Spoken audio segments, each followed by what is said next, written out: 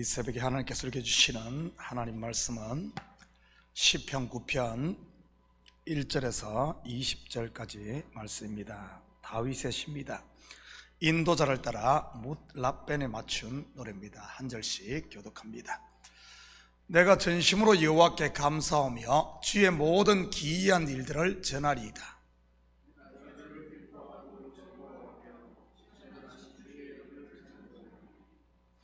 내 원수들이 물러갈 때 주 앞에서 넘어져 망함이니이다.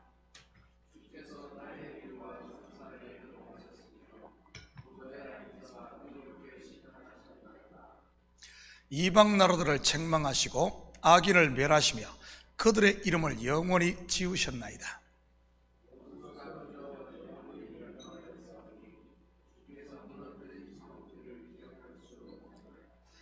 여호와께서 영원히 앉으시며 심판을 위하여 보좌를 준비하셨도다.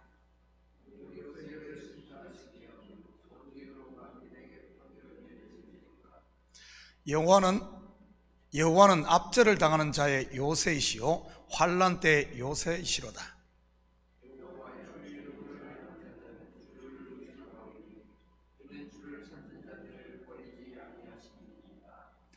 너희는 시온에 계신 여호와를 찬송하며 그의 행사를 백성 중에 선포할지어다.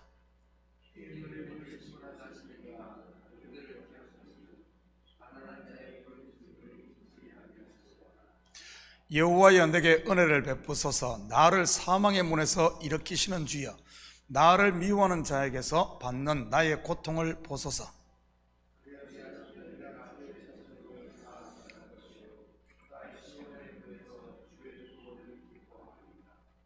이방 나라들은 자기가 판 웅덩이에 빠짐이여 자기가 숨긴 그물에 자기 발이 걸렸도다.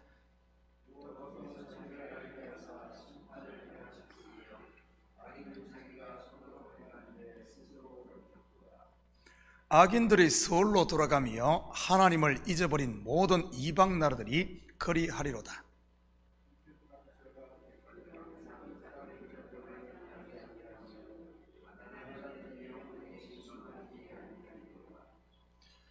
여호와여, 일어나사 인생으로 승리를 얻지 못하게 하시며 이방 나라들이 주 앞에서 심판을 받게 하소서.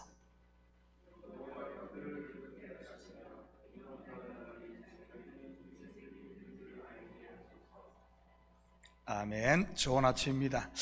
본시는 아주 독특한 구조를 가진 시입니다. 바로 히브리어 알파벳 순서로 노래한 이른바 알파벳 시편이지요. 이와 동일한 방식의 시가 다음 장에 나오는 시편과 그리고 시편 중 가장 긴 시편 119편입니다. 시편 119편은 히브리어 알파벳 22자의 전체가 순서대로 다 배열된 반면 본시는 중간중간에 이 알파벳이 빠진 부분이 있습니다. 이처럼 알파벳 순으로 시를 기록한 형태를 답관체라고 이렇게 합니다. 먼저 표제에 인도자를 따라 뭇라벤에 맞춘 노래라고 되어 있지요. 뭇라벤이 구체적으로 무엇을 말하는지는 알 수 없습니다. 당시에 사용되던 어떤 음곡의 이 명칭일 것으로 추측을 하는데, 뭇라벤을 직역하면 아들의 죽음이라는 뜻입니다. 그래서 학자들 사이에서는 이 곡이 다윗이 아들의 죽음, 곧 압살롬이 죽은 후에 지은 시나 아니면은 뭇라벤을 아들의 죽음이 아닌 용사의 죽음으로 해석을 해서 골리앗을 죽인 후에 지은 시라고 하기도 합니다. 또한 일부 신학자들은 시의 내용상 다윗이 암몬 족속을 정복한 후에 기록했을 것으로 추측을 하기도 하지요. 어떤 것이 맞는지는 정확하게 알 수 없지만 분명한 사실은 원수들을 물리치신 하나님께 대한 감사와 공의로우신 하나님의 심판을 노래한 것으로 보아 큰 전쟁에서 승리한 후에 기록된 것은 분명합니다. 사실 다윗은 평생 전쟁의 사람이었습니다. 블레셋의 적장 골리앗을 죽인 이후 수없는 전쟁을 치른 사람이지요.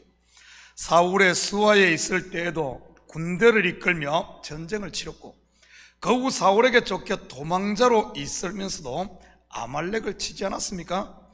유다와 이스라엘의 왕이 된 이후에도 수많은 주변국들을 정복하며 하나님께서 아브라함에게 약속한 땅을 모두 정복합니다.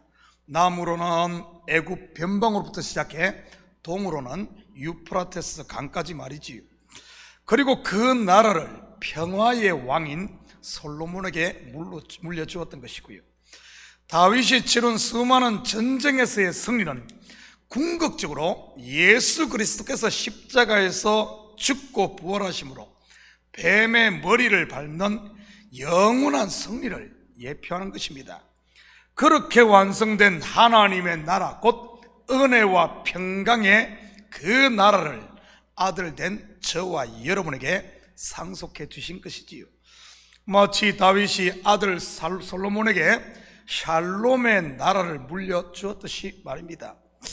이런 구속사의 그림으로 본다면 뭇라벤, 곧 아들의 죽음은 예수 그리스도의 십자가 죽음을 예표한다고 볼 수 있는 것입니다. 왜냐하면 십자가는 바로 죄와 사망, 곧 원수들에 대한 최종 승리요 심판이기 때문이지요.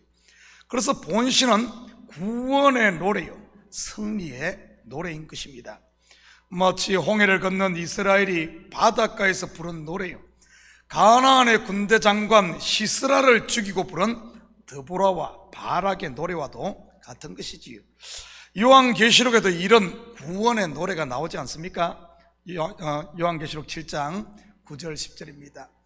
이 일 후에 내가 보니 각 나라와 족속과 백성과 방언에서 아무도 능히 셀 수 없는 큰 무리가 나와 흰 옷을 입고 손에 종려가지를 들고 보좌 앞과 어린 양 앞에 서서 큰 소리로 외치르되 구원하심이 보좌에 앉으신 우리 하나님과 어린 양에게 있도다 하니. 오늘 본시는 예수 그리스도의 피 공로로 값없이 구원을 받은 저와 여러분이 불러야 하는 노래인 것입니다. 그렇다면 구원받은 성도가 하나님께 드려야 할 찬송은 어떠해야 하는지 오늘 본문을 통해 같이 살펴보도록 하겠습니다. 1절입니다. 내가 전심으로 여호와께 감사하며 주의 모든 기이한 일들을 전하리이다. 먼저는 전심으로 감사해야 하는 것입니다. 전심이란 마음과 몸뿐 아니라 나의 전 인격을 통해 하는 감사를 말하는 것이지요. 속된 표현으로 하자면 목이 터져라 그리고 뼈가 이스러질 정도로 박수를 치며 찬양을 해야 한다는 이런 말입니다. 그리고 말로만 하는 감사가 아닌 내가 가진 모든 것을 드리고도 여전히 송구스러워 고개를 들지 못하는 그런 자세 말이지. 경찰에 잡혔다가 티켓 끊지 않고 한번 봐줘도 얼마나 땡큐를 연발하지 않습니까? 아마 사형대에서 사면받았다면 감사해서 자다가도 벌떡 일어날 일 아닌가요? 하물며 영원한 지옥의 형벌에서 건진받은 것만 해도 우리가 감당할 수 없는 은혜인데, 피조물이 우리의 창조주이신 하나님의 아들로 입양되고 그 나라를 상속받은 이 사실을 제대로 안다면 어떻게 입으로만 대충 감사하고 할 수 있겠습니까? 마지못해 찬송하고 마지못해 감사하고 마치 도살장으로 끌려가는 것처럼 봉사한다면 이게 말이 되는 이야기겠습니까? 교회를 다니면서도 이러고 있다면 분명 둘 중에 하나일 게 틀림없습니다. 아직 구원받지 못한 사람이든지 아니면 은혜로 시작은 했는데 율법으로 돌아가 있든지 말이지. 몰라서 그런다면 복음을 들어야 하고 애굽으로 돌아가고 있다면 지금이 바로 잃어버린 처음 사랑을 찾을 때인 것이지.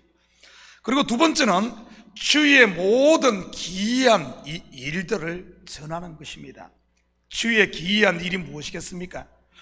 본시에서는 칼과 창으로 이룬 인생들의 승리가 아닌 하나님께서 친히 이루신 승리를 말하는 것입니다. 사무엘상 17장 47절입니다. 또 여호와의 구원하심이 칼과 창에 있지 아니함을 이 무리에게 알게 하리라. 전쟁은 여호와께 속한 것인즉 그가 너희를 우리 손에 넘기시리라. 물맷돌 하나로 거인 골리앗을 쓰러뜨린 것이 기이한 일이요, 이스라엘이란 작은 나라가 주위의 그 많은 강대국들을 하나님의 은혜로 굴복시킨 것이 바로 하나님의 기이한 일이지요. 기이하다는 말은 하나님이 하셨다를 일컫는 말입니다. 그렇다면 구약의 이러한 모든 기이한 일의 실체가 무엇이겠습니까? 인생으로서는 도저히 상상도 할 수 없고 이해도 할 수 없는 일 말이지요. 바로 죄인을 위해 죄 없으신 자기의 독생자를 내어주는 이 하나님의 일 아닙니까? 그래서 바울은 고린도전서에서 십자가의 도가 멸망하는 자들에게는 미련한 것이요, 오직 구원을 얻은 우리에게는 하나님의 능력이요, 바로 기이한 일이라고 한 것입니다. 그렇다면 하나님의 이 기이한 일, 곧 구원을 받은 우리는 어떻게 해야 하겠습니까? 고린도전서 1장 21절입니다. 하나님의 지혜에 있어서는 이 세상이 자기 지혜로 하나님을 알지 못하므로 하나님께서 전도에 미련한 것으로 믿는 자들을 구원하시기를 기뻐하셨도다. 바로 이 기이한 일을 알고 그 기이한 일의 주인공이 된 우리들은 바로 이 하나님의 일을 전해야 하는 것이지요. 성도에게 있어 이 하나님의 기이한 일을 전하는 것은 단순히 의무나 짐을 넘어 하나의 특권이라는 사실입니다. 왜냐하면 감췄던 하나님의 비밀인 복음을 우리가 알았고 이제는 하나님의 대사가 되어 세상 가운데 파송된 보냄받은 자이기 때문입니다. 이 시대 너무나 안타까운 것 중 하나가 많은 성도들이 전도하는 것을 마치 외판원이 세일자는 것처럼 생각을 하고 있다는 사실이지. 그래서 전도하라고 하면 대부분의 성도들이 부담부터 느끼지 않습니까? 물론 이렇게 된 데는 이 강대성에 있는 목사들의 책임이 큰 것 같습니다. 복음을 제대로 가르치지도 않고 복음을 제대로 알지도 못하는 교인들에게 교회 부흥 성장을 핑계로 무리하게 전도부터 강요했기 때문이지. 전도 한 명 하면 하늘에 반짝반짝 빛나는 황금별이 쌓이는 것처럼 현혹을 하고 인생들 속에 있는 욕망을 부추겨 경쟁을 시키고 네가 최고라고 부추겨 세우며 심지어 전도를 많이 하면 앞에 강단에 세워 간증을 시키고 영웅을 만들지 않습니까? 마치 다단계 영업하듯이 말이지. 공산주의에서 그렇게 사람들을 쓰지 않습니까? 조금 그러면 안장 채워가지고 막 그렇게 시키는 것처럼 말이지. 이러다 보니 하나님의 기이한 일은 뒷전이 돼버리고 전도왕, 아니 판매왕, 즉 인생들이 이룬 승리, 곧 사도 바울의 표현을 빌리자면 배설물이 그 자리를 차지하고 있는 것 말이지. 오늘 본문 19절에는 여호와여 일어나사 인생으로 승리를 얻지 못하게 해달라고 강구하고 있는데도 말이지. 인생이 이룬 승리를 하나님이 이루신 기이한 일을 대치시키고 있는 것이 이 시대 교회 아닌가 싶습니다. 그리고 판명이 되지 못한 사람들은 전부 삼류신자, 죄인을 만들지 않습니까? 전도는 판매왕되는 것이 아니라 하나님이 이루신 십자가의 승리, 곧 성전보를 전하는 여러분 전령인 것입니다. 여러분도 잘 아는 이야기 있지 않습니까? 기원전 490년 페르시아 대군과 아테네가 마라톤에서 싸운 전쟁 말이지요. 도저히 이길 수 없는 이 전쟁에서 아테네가 기적적으로 승리를 거두고 그 성전보를 아테네에 전하기 위해 선택받은 군사가 페이디피테스입니다. 그가 자기의 목숨도 돌보지 않고 우리가 잘 아는 42.19km를 쉬지 않고 달렸던 이유가 무엇이겠습니까? 바로 아테네 시민들을 두려움에서 해방시켜 기쁨과 자유를 줄 승리의 소식을 그가 가졌기 때문인 것이지요. 그에게 이 소식이 없었다면 죽기까지 뛰었겠습니까? 여러분, 우리가 가진 복음이 이 성전보에 비기겠습니까? 하나님이 인생들을 위해 행하신 기이한 일, 곧 구원을 제대로 알고 이 복음을 가진 성도는 여러분, 하지 마라 그래도, 제발 좀 천천히 걸어가라 그래도 자기 목숨 아끼지 않고 전심으로 감사하며 달려가 전하는 겁니다. 전도는 복음을 아는 자들의 여러분 특권임을 잊지 마시기 바랍니다. 내가 복음을 제대로 모르기 때문에 이것을 못 전하는 거예요. 이것을 못하는 겁니다. 그래서 알자 여호와를 알자, 힘써 여호와를 알고 하나님이 나에게 행하신 이 복음을 아는 것이 중요해요. 그런데 이 시대 사랑 성도들이 알려고를 하지 않아. 하나님을 알려고 하지 않아. 그냥 자기가 가진 쓰레기 가지고 이것 가지고 그 쓰레기 자랑하려고만 하지, 자기만 내세우려고 하지, 하나님의 기이한 일에는 관심이 없어. 얼마나 안타까운 일입니까? 이것을 안다면은 정말 자기 목숨보다도 그 무엇보다도 바꿀 수 없는 이것을 안다면은